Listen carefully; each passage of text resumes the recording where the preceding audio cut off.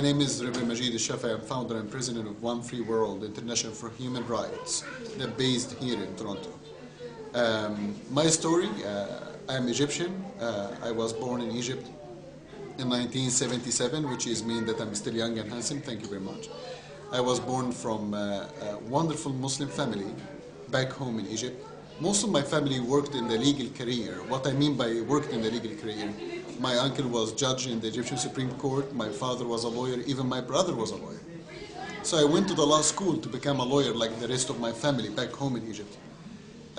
In the age of 18, in the first year in the law school, as I discovered the persecution that happened to the Christians minorities in Egypt.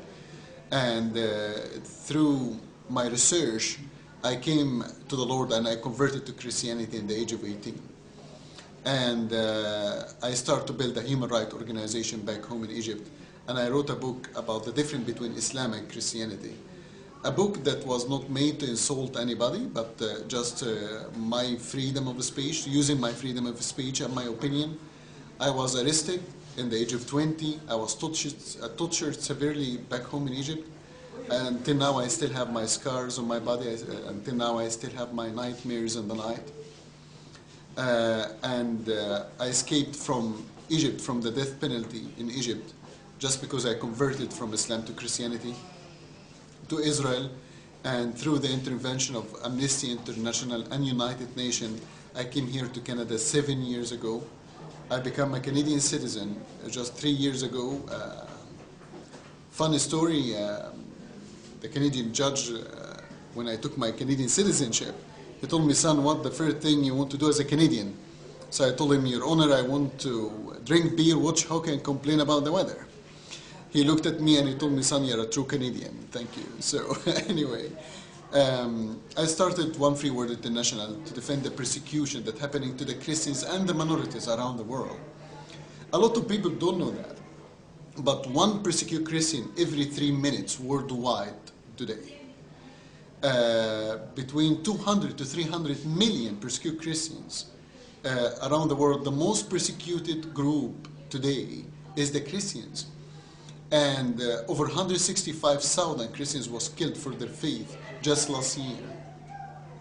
Most of the Christians that have been persecuted, 80% of them is in the Muslim countries, such as, you know, the Arab countries in the Middle East, 22 Arab countries in the Middle East, Egypt, Sudan, Saudi Arabia, and more like Iran and Pakistan out of the Arab world.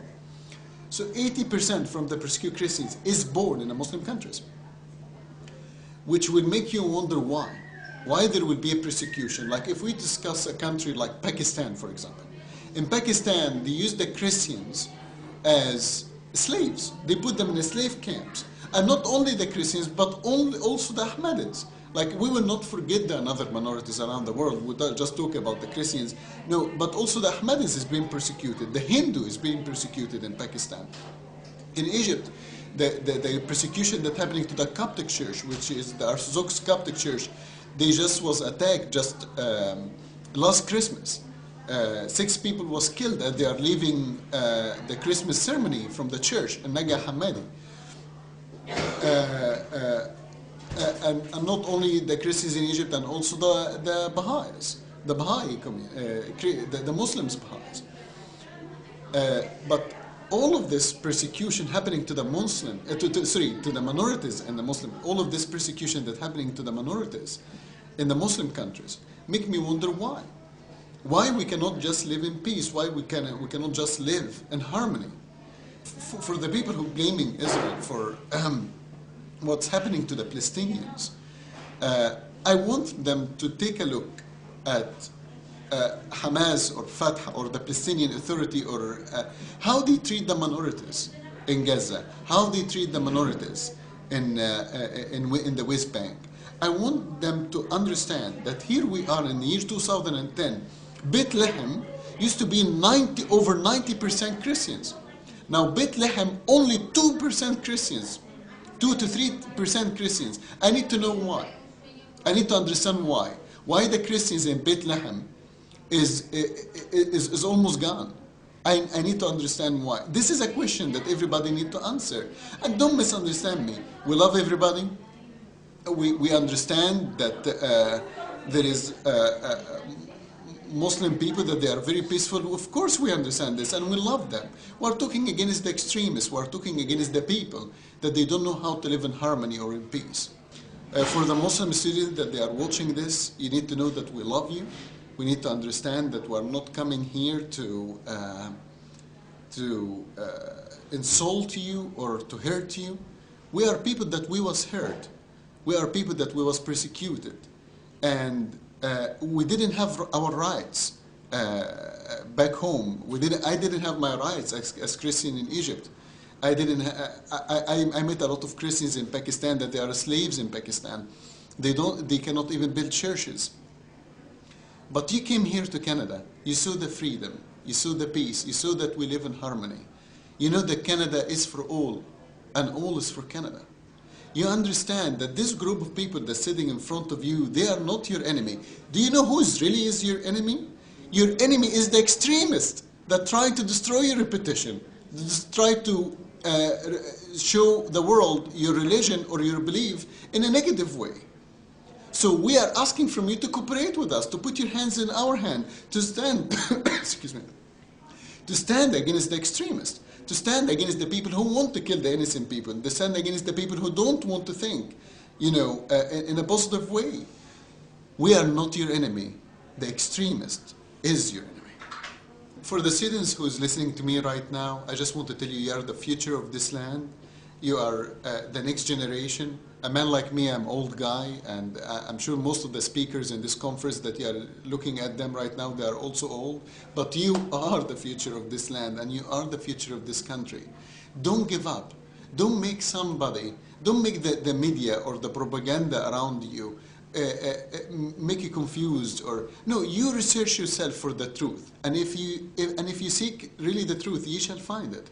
Remember that even if you are in the midst of the storm, but the storm is not in you, don't let the propaganda of the media, don't let the people who just want to force their opinions, disturb you or confuse you. You are stronger than that.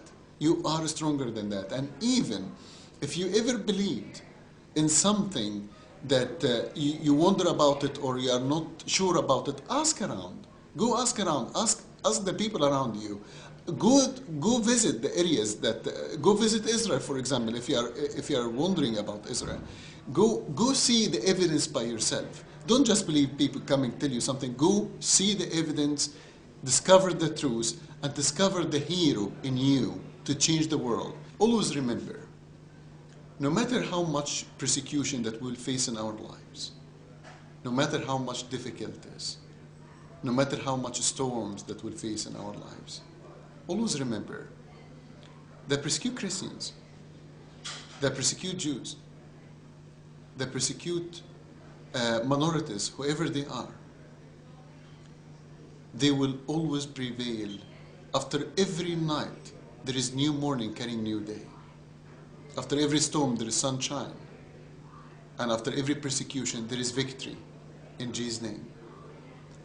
Always remember that you never remain silent. Our world today is unfair place, is unsafe place, not because the people who's doing evil, but the people who remain silent. They watch these mistakes and they remain silent. They didn't do something to change it. Never say, I'm just too little. Never say, I'm not enough. No, you are more than enough. Discover the champion and the hero inside your heart, and you will change the world. I promise you. Thank you, and God bless you.